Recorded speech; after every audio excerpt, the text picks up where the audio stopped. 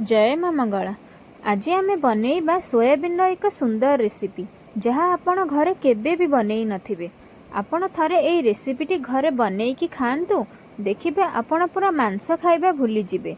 भिडियोटी को प्रथमरु शेष पर्यंत देखंतु, जमारु भी स्किप करिवेनी। भिडियोटी भल लागिले निश्चय गोटे लाइक करिदेबे। आपण जदि मो चैनल रे नुआ आसीथिबे ताहले सब्सक्राइब करिदेबे। एबे चलंतु आमर भिडियोटी को स्टार्ट करि नबा।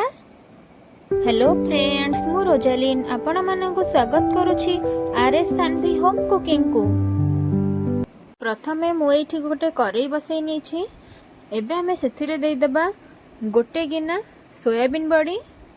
आपण जदि अधिक क्वांटिटी रो करिबा को चाहउचंती तले अधिक क्वांटिटी रो सोयाबीन बड़ी नेई परिबे। एठी मु नेई जाउछि 3टी टमाटो। सेथिरे हमें किछि रसुण देई दबा। एठी मु 2टी रसुण को चोपा छड़े के नेई जाइछि। राग पाई एठी मु 3टी कंचा लंका आउ 3टी सुखिला लंका नेई जाइछि। आपण जेतिके राग करिबा को चाहउचंती कम बेसी भी करि परिबे। मु एठी 2टी कंचा आलू रो चोपा छड़े के नेई जाइछि। एहा को सिजेबा पई सेथिरे हमें पानी देई दबा। पानी देकी हमें 4 रु 5 मिनिट पई कवर करि नबा। आमर एठी 4 रु 5 मिनिट हेई गलानी। एबे चलंतु आमे देखि नबा आमर सिजिलानी ना सिजिनी। एठी आपण देखि पारुथिबे हमर भलो से सिजी आसिलानी। एबे हमें देखो गोटे प्लेट रे बाहर करि नबा। सिजी जाइथिबा टमाटो रसुण लंका को आमे एबे ग्राइंडर जार रे ग्राइंडिंग करिकी गोटे पेस्ट बनै नबा। देखंतु एठी मु मसला रो गोटे पेस्ट बनै नेछि। आलू को मु एठी बेसी सिजेई नथिली, दर सिजा करिकी बाहर कर देइथिली। एबे हमें एहा को छोट छोट पीस करिकी काटिकी नै जिबा। एही भली भाबरे मु छोट छोट पीस करिकी नै जाइछि। एबे हमें मसाला प्रस्तुत करिबा। मसाला प्रस्तुत करबा पई एठी मु 2 रु 3 चम्मच तेल व्यवहार करिछि। तेलटी हमर गरम होई गलानी। सेथिरे हमें हाफ चम्मच जीरा देई दबा। जीराटा हमर एठी भाजी होई गलानी। सेथिरे हमें अल्प किछि रसुण देई दबा। रसुण को मु एठी लंबा लंबा पीस करिकी काटिकी नै जाइछि। आपण एमिति ठीक एही परी काटिकी नै जिबे। देखिबे आपणकर सोयाबीन तरकारी रो टेस्ट बहुत ही बढ़िया आसीबो। रसुण आ जीरा को एमती हल्का हल्का भाजी नउथिबे। पूर्वरु ग्राइंडिंग करिथिबा मसला को आमे एबे सेथिरे देई दबा। जार रे हमर किछि मसला रहि जाइतला। एबे हमें एहा को धोईकी सेथिरे देई दबा। सेथिरे हमें किछि मसला ऐड करि नबा।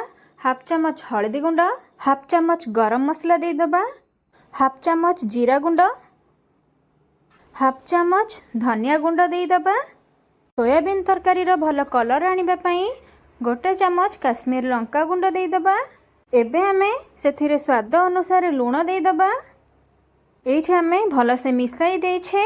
एबे हमें किछि समय मसला को फुटीबा को छाडी दबा। मसलाटा हमर फुटी आसिले सेथिरे हमें अल्प किछि भृसंग पत्र देई दबा।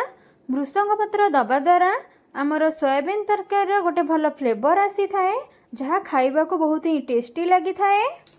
आपण चाहिले एठी धनिया पत्र भी यूज करि परिबे। मसलाटा हमर एठी भलो की कसी हेई गलानी। पूर्वरो काटिके रखिथिबा आलू को हमें एबे सेथिरे देई दबा। देई साला परे सबुतिक को हमें भलो से मिसाई नबा।